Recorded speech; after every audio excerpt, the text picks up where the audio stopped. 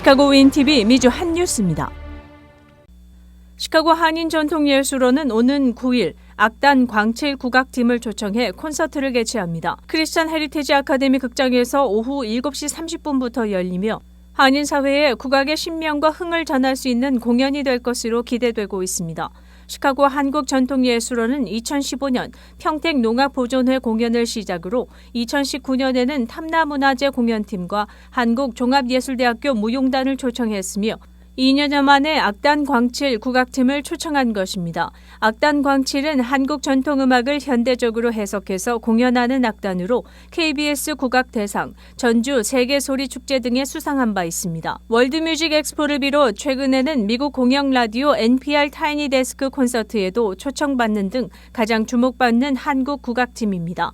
이 콘서트를 준비하는 시카고 예술원 김병석 대표는 코로나로 위축된 한인사회에 한국 국악의 신명과 흥을 전할 수 있게 돼 기쁘다면서 특히 한인 2세들에게도 매우 유익한 공연이 될 것이라고 말했습니다. 티켓은 $30이며 현장에서도 구입 가능합니다.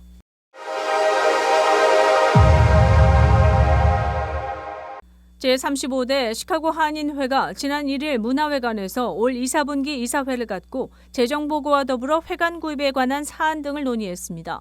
이사회에는 총 25명이 참석해 유권자 이사장 및 이사진에 대한 위촉장 전달식이 진행됐습니다.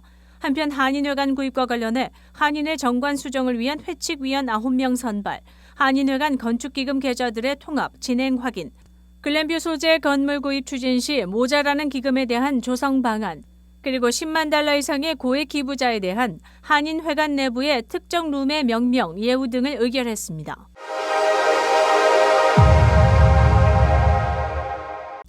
사우디아라비아, 아랍에미리트연합을 비롯한 오펙 산유국들의 주도로 7월부터 산유량 제한 참여 산유국들이 증산 규모를 확대하기로 했음에도 불구하고 유가 상승세는 꺾이지 않고 있습니다. 유럽연합이 연말부터는 러시아 석유 수입을 90% 감축하겠다고 선언하면서 브렌트유는 배럴당 $120 이상을 뛰기도 했습니다. 오펙과 러시아를 비롯한 비오펙 산유국 모임인 오펙 플러스가 이전 합의보다 11만 배럴 이상인 64만 8천 배럴을 증산하기로 결정하면서 공급 확대 기대감이 더해지기는 했지만 유가 오름세를 끌어내리지는 못하고 있습니다. 시카고 지역도 배럴당 $6에 육박하는 유가로 인해 일반 승용차도 $70에서 $80를 주어야 풀탱크로 채울 수 있는 상황이 연출되고 있습니다. 서버브로 출퇴근을 하고 있다는 시카고 거주 김모 씨는 윌링 지역 미러키길 쉘 주유소에서 주유를 했는데 11갤런 정도 나오니 $70가 훌쩍 넘었다고 전했습니다. 케이플러 석유 애널리스트는 CNN 비즈니스 인터뷰에서 봉쇄를 완화한 중국의 석유 수요가 다시 늘기 시작하고 러시아의 생산 차질이 지속되면 유가는 연초에 기록한 $139로 뛸 수 있다는 우려를 전했습니다. 제이미 다이먼 JP모건 체이스 CEO는 배럴당 $175까지도 치솟을 수 있다는 전망을 내놓기도 했습니다. 유가 급락을 기대하기 어려운 이유는 유럽의 러시아 엠바고입니다. 수입을 감축한다고 공식화했기 때문입니다. 러시아는 전 세계 석유 공급의 14% 정도를 담당하는데 여기서 감산이 일어나면 오펙 플러스의 증산량으로는 미처 감당하기 어려운 부분이 있습니다. 화석연료 퇴출 움직임 속에서 석유 산업 투자가 위축된 터라 증산 여력은 불충분해 보입니다. 다행히 중국이 봉쇄 완화에 나서면서 러시아 석유 수입을 크게 확대하고 있는 바람에 국제유가 상승폭을 어느 정도 제한하는 브레이크 역할을 해줄 것으로 보입니다.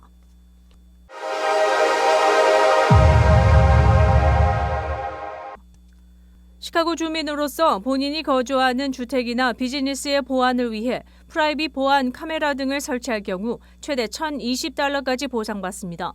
로리 라이프 시장은 홈 앤 비즈니스 프로텍션 프로그램을 오늘부터 실시한다고 발표했습니다. 주민들의 안전한 주거 보장, 정신적 건강 유지, 그리고 강력범죄 예방을 위한 전략적 조치로 보다 살기 좋은 커뮤니티를 만들어가는 노력의 일환이라고 시장은 덧붙였습니다. 기기를 설치할 경우 리베이트가 가능한 것을 살펴보면 실외 보안 카메라, 비디오 파일의 클라우드 저장, 실외 모션 센서 조명, 자동차 GPS 추적 장치, 가입 비용 등입니다. 시카고 내 모든 거주자, 비즈니스, 종교기관, 비영리 단체 등이 해당됩니다. 특히 보안 카메라 설치의 경우 한 대에 $225까지, 최대 2대까지 $450를 환급받을 수 있습니다.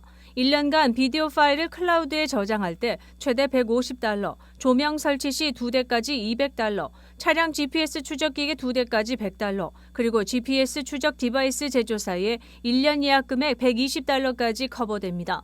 신청서를 작성해야 하며 모든 비용에 대한 보상은 신청 승인 후 90일 내에 이뤄진다고 시장실은 전했습니다. 카메라 등 보안기기 구입 시 증빙 자료가 필요합니다. 카메라는 chicagopolice.org/camera registration에 들어가 등록해야 합니다. 모션 센서로 작동되는 조명 시설이나 GPS 기기에 관해서는 chicago.gov/hbpp를 참조하면 됩니다.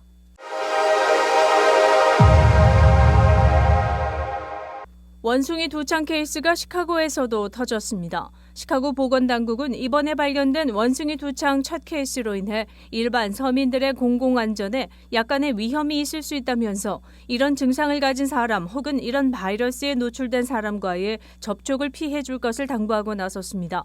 시카고시 보건국은 유럽을 여행하고 돌아온 한 시카고 남성이 원숭이 두창 테스트에서 양성 반응이 나왔다고 밝혔습니다. 그 환자는 자택에서 격리 중이며 입원을 요하지 않은 상태로 알려졌습니다. 미 질병통제예방센터에 따르면 지난 5월 말 현재 원숭이 두창 환자는 전 세계 25개국에서 나타나고 있습니다. 미국에서는 이를 현재 캘리포니아, 콜로라도, 플로리다, 조지아, 매사추세츠 그리고 뉴욕주 등에서 총 19케이스가 보고됐습니다.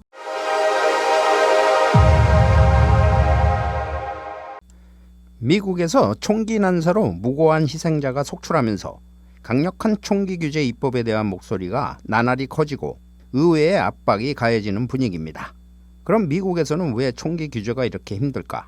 미국에서 개인의 무기 소지를 합법화하는 근거로 제시되는 것이 수정헌법 2조, 이른바 세컨드 어멘드먼트인데 신성 불가침 영역처럼 보이는 이 수정헌법 2조에 대해 잘 모르는 한인들이 많습니다. 1791년 미국의 특수 상황에서 제정되어 구시대 산물이라지만 미 총기협회 NRA의 러비에 의해 재해석됨에 따라 현 상태로 총기 소지가 합법화되어 시행되고 있는 것입니다. 수정헌법 2조는 다음과 같은 규정을 두고 있습니다. 잘 규율된 민병대, 밀리시아는 자유로운 주정부의 안보에 필요함에 따라 무기를 소장하고 휴대하는 국민의 권리는 침해될 수 없다고 규정한 것입니다. 이 조항을 보면 무기 휴대라는 국민의 권리는 잘 규율된 민병대 조직 하에서만 허용됐던 것입니다. 당시의 총기라야 구식 엽총으로 한 발 한 발을 발사하는 정도였고 오늘날 짧은 시간에 수백 발을 발사하는 자동화 살상 무기와는 차원이 다른 것이었습니다. 더군다나 18세부터 총기 구입이 가능케 함으로써 잘 훈련되지 않은 이른바 10대 청소년들이 대량 학살 도구로 쓴다는 데 문제가 있다는 지적입니다. 얼마 전 텍사스 초등학교에서 학생과 교사 21명이 희생당한 것도 18세 소년에 의한 것이었습니다.